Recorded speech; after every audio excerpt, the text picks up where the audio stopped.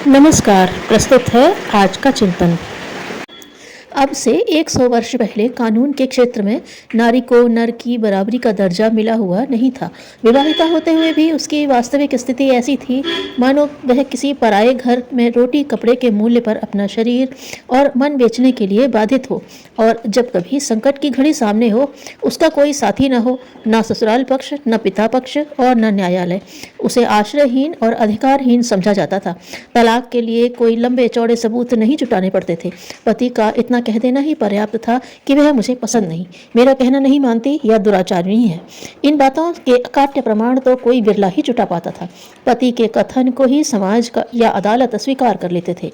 साथ ही पति को इस बात के लिए बाधित नहीं किया जाता था कि वह उसके लिए उतने गुजारे का प्रबंध करे जिसके सहारे वह शेष जीवन जी सके। यह प्रथा अनेक देशों में थी और अब भी है।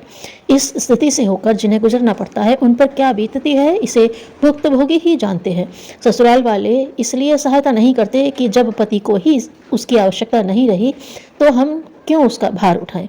पिता के घर के लोग इससे पहले ही बाल बच्चे वाले हो चुके होते हैं और उनके लिए अपना घर चलाना ही मुश्किल पड़ता है। फिर मनुष्य का स्वभाव है कि जिससे प्रत्यक्ष लाभ नहीं होता, जिसे रखने में पैसों का नुकसान उठाना पड़ता है, उसे क्यों सहारा दें। लड़कियों को बचपन से ही हेय समझा जाता है। इस व्यवहार का अंतर वे पग पग पर देखती हैं कि लड़के कितना मान पाते हैं और लड़कियां किस प्रकार दुत्कारी जाती हैं।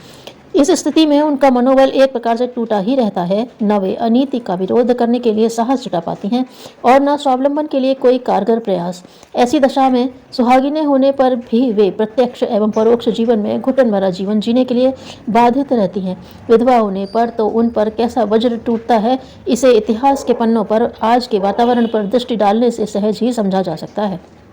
विभिन्न देशों की रिवाजें प्रथाएं पृथक पृथक हैं, पर कहीं भी ऐसी स्थिति नहीं है जिसे देखकर यह कहा जा सके कि ये स्थिति वैसी ही है जैसी कि भगवान ने बनाई।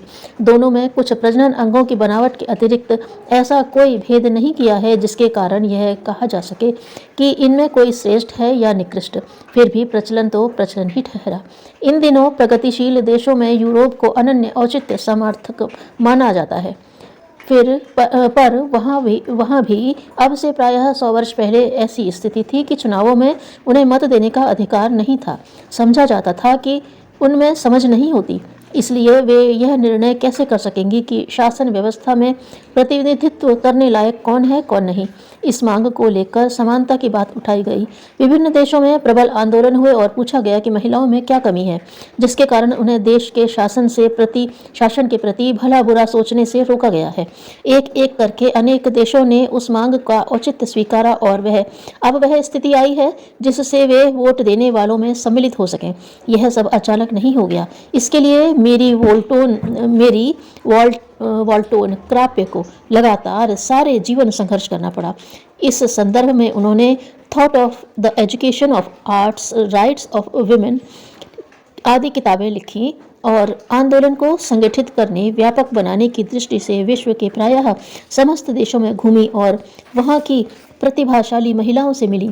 उसका प्रतिपादन था कि नारी पुरुष की दासी नहीं वरन सहयोगिनी मात्र है। वे मरी तब अपनी बेटी को कह गई कि व्यक्तिगत सुविधा को ध्यान में रखते हुए विवाह करने की अपेक्षा यह अच्छा है कि जब तक जीवित रहे संघर्ष और आंदोलन करती रहे। उन दिनों संतान पर पिता का ही पूरा अधिकार था। दुधमुहे बच्चों को भी पिता छीन लेते थे और उन्हें इस प्रकार सताते थे कि उसकी माँ से पूरा प्रतिशोध लिया जा सके। वह कानून भी उसी संघर्ष के फलस्वरूप सुधरा और माताओं को अपने बच्चों को साथ रखने का अधिकार मिला। उन दिनों संसार में लड़कियों की शिक्षा नहीं के बराबर थी।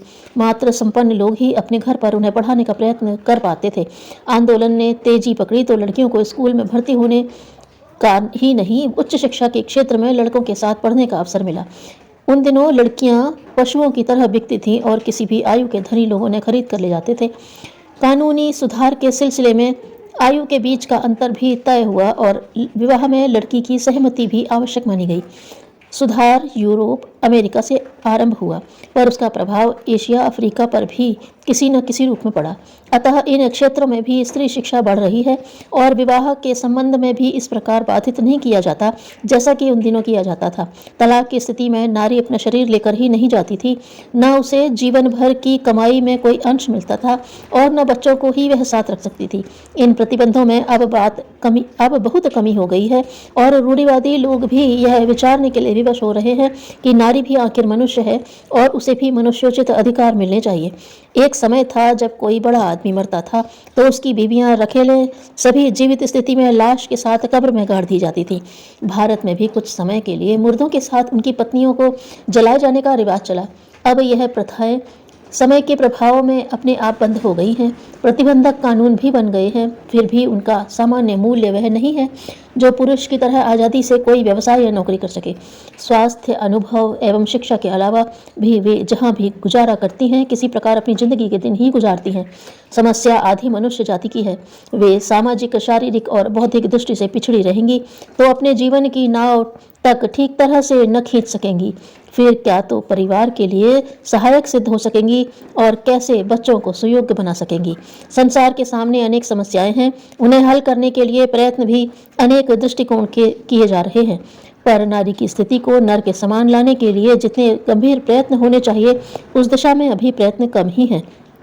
जहाँ प्रतिबंध ढीले हैं वहाँ तो भी नारी ने अपने बलबूते प्रगति के कुछ प्रयत्न किए हैं, किंतु जहाँ पुरुषों की प्रतिगामिता बढ़ी चढ़ी है वहाँ उनके प्रयत्नों में पग पग पर अड़ंगे अटकाए जाते हैं। जो हो, संसार भर में न्याय की आवाज़ उठी है और समता का नारा हर क्षेत्र में बुलंद हुआ है। आर्थिक विषमताएं अभी चल रही हैं पर वह बहुत समय तक जीवित न रहेंगी। इसी प्रकार विश्वास करना चाहिए कि लोकमत नारी को कहीं भी उस स्थिति में न रहने देगा जिसमें कि वह आज है। जिंदगी उसी की बड़ी होती है जो अपने समय का अच्छा उपयोग करता है। धन्यवाद।